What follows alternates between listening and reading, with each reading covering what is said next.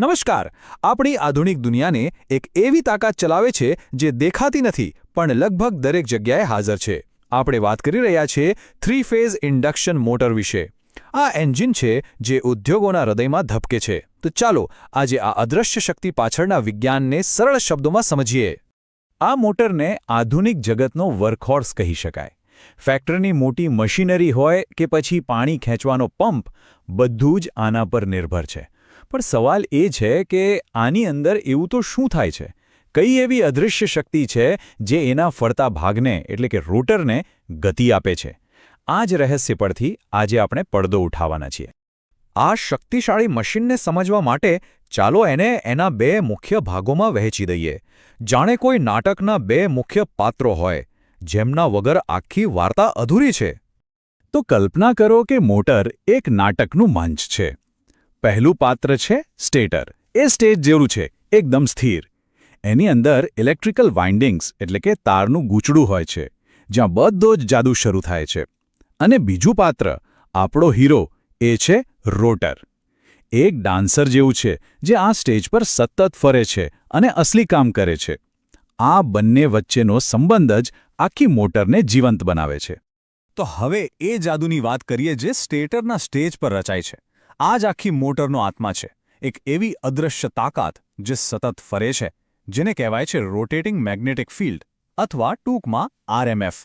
અહીં સૌથી ગજબની વાત એ છે કે સ્ટેટરનો કોઈપણ ભાગ હલતો નથી, છતાં એની અંદર એક ચુંબકીય ક્ષેત્ર ગોળ ગોળ ફરવા લાગે છે. આ કેવી રીતે શક્ય બને? જ્યારે 3 ફેઝ વીજળી સ્ટેટરના વાઇન્ડિંગ્સમાંથી પસાર થાય છે, ત્યારે એના 3 અલગ અલગ કરંટ એક પછી એક એવી રીતે આવે છે કે જાણે કોઈ અદૃશ્ય હાથ એ ચુંબકીય ક્ષેત્રને સતત ફેરવી રહ્યો હોય. આ જ છે આરએમએફ.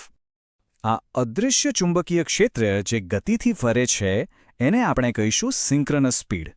એમ સમજો કે આ સિસ્ટમની સ્પીડ લિમિટ છે. આ સ્પીડ કેટલી હશે એનો આધાર બે વસ્તુ પર છે: વીજળીની ફ્રીક્વન્સી એટલે કે એફ અને મોટરની બનાવટમાં કેટલા પોલ્સ છે એટલે કે પી તેના પર. હવે જુઓ, અહીં જ તો ખરી મજા છે.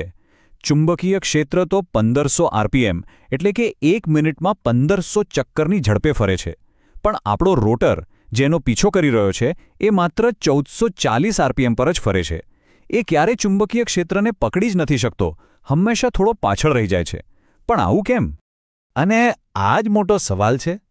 જો રોટરનું કામ જ ચુંબકીય ક્ષેત્રનો પીછો કરવાનો છે, તો એ ક્યારેય એની બરાબરી કેમ નથી કરી શકતું? આ સવાલના જવાબમાં જ આખી ઇન્ડક્શન મોટરનું સૌથી મોટું રહસ્ય છુપાયેલું છે. અને આ રહસ્યનો જવાબ એક જ શબ્દમાં છે. એ છે સ્લિપ. આ જ તો મુખ્ય વાત છે. મોટર એટલા માટે ચાલે છે કારણ કે રોટર ધીમું છે. વિચારો, જો રોટર અને ચુંબકીય ક્ષેત્ર એક જ સ્પીડ પર ફરવા લાગે તો બંને વચ્ચે કોઈ સાપેક્ષ ગતિ જ ન રહે.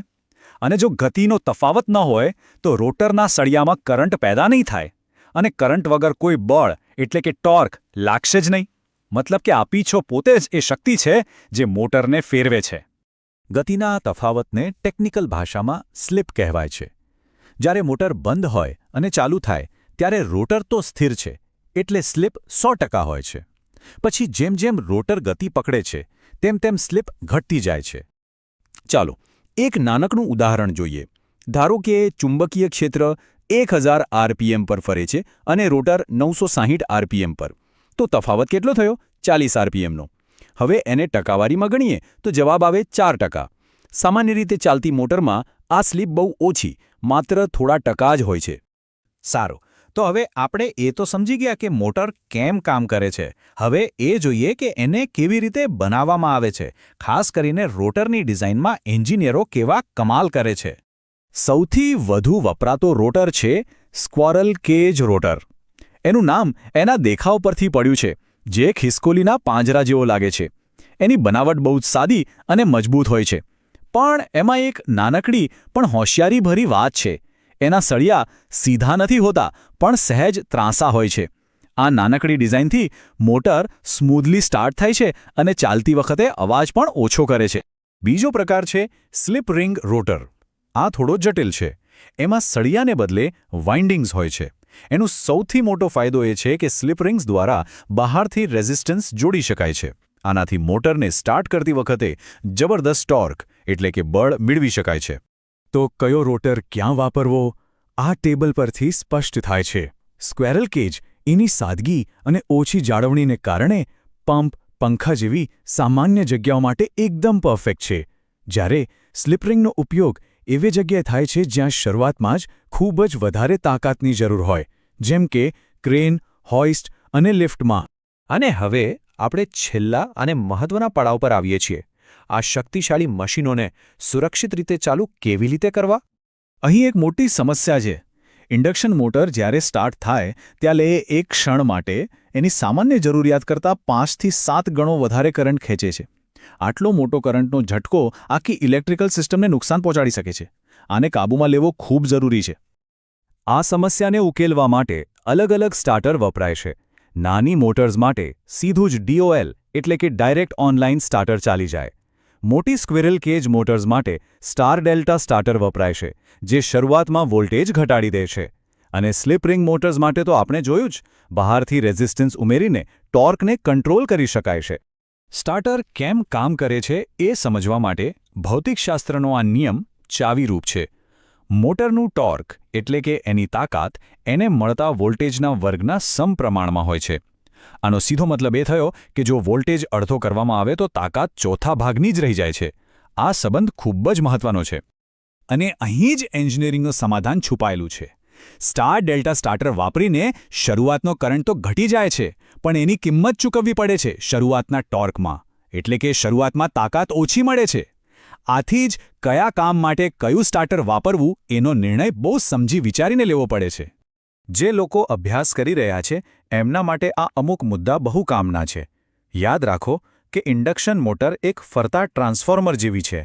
જ્યારે લોડ ન હોય ત્યારે એનો પાવર ફેક્ટર ખૂબ જ ઓછો હોય છે. અને પેલો નિયમ તો ભૂલવાનો જ નથી, વોલ્ટેજ અડધો તો ટોર્ક ચોથા ભાગનો.